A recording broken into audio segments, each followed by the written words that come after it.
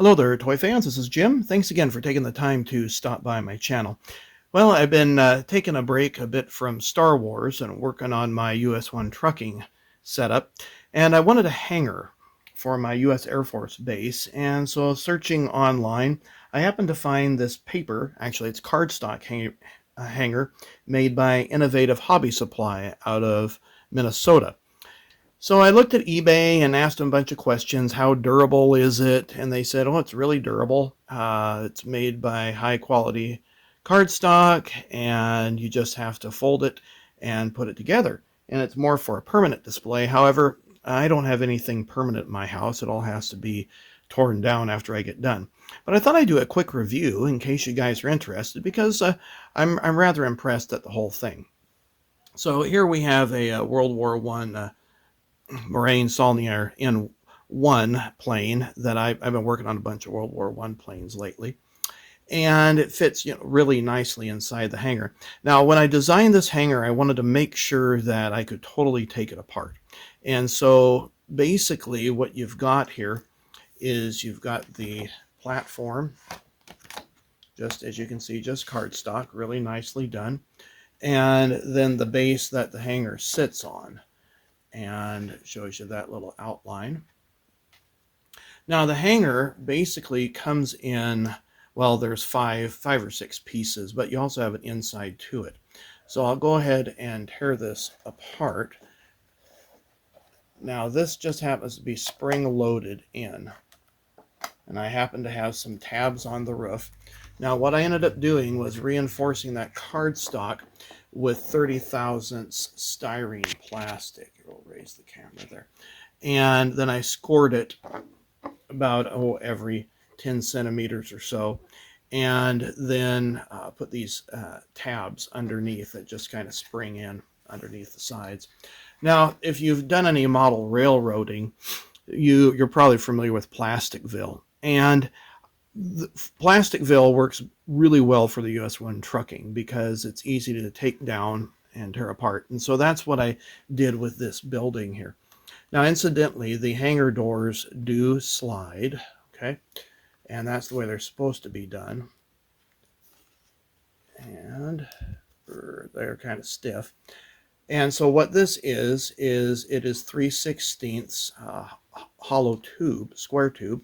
And I just end up scoring, here you can see there, with the Dremel, a channel for it. It's not real clean because the cutting wheel doesn't make it really clean, but it's for this, it's good enough. And so these are the doors that came with the kit. And I just use glue stick and glue them on to the plastic. Again, that's 30 thousandths, just like the roof. And then I used a 1/8 inch dowel and just snapped it in on the inside. So you can see there's the dowel there. And then that just runs inside the channel. And it's a solid 1/8 inch dowel. Now this is part of the original roof, and I end up cutting those off so that way the convex part could snap in underneath, and they are actually glued to the sides. So we'll pull this thing apart. You can see how I assembled it together. So here's the walls, and basically this is 1/8 inch square tube that I had in stock. Now you may wonder, well, where do you get all the supply? Well, you see that Hoff playset? Did a video on that before.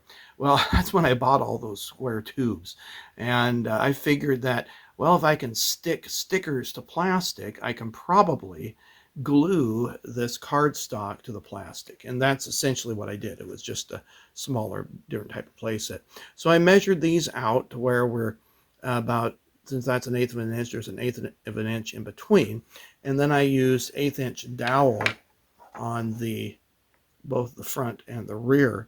And that just is a press fit into that. So then all a guy has to do is just press them back together, and then the whole thing reassembles.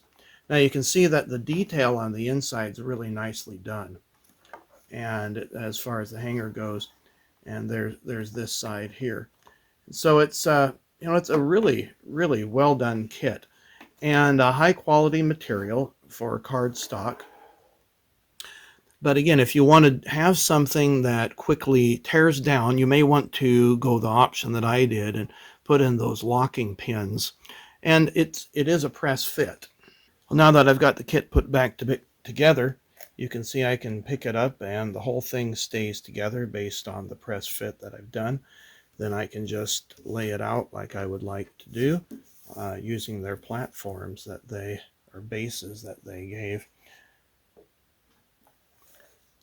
In my opinion, this is a better product than, say, a plastic model kit.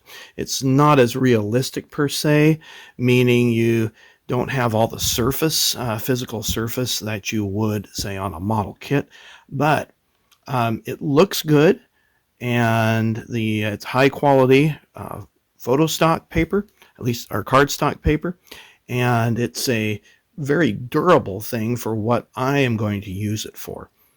So I would encourage you, if you're looking for an inexpensive route instead of having to build a model kit, you may want to go this route and purchase some of their supplies. This isn't a paid promo for them. I just wanted to do a quick review on it and hopefully encourage some of you model builders out there that to try some of this. Again, you'll probably want to reinforce it with plastic and maybe do those pins like what I did. Well, if you enjoyed this video, please give it a thumbs up, subscribe to the channel, and we'll see you on a future video.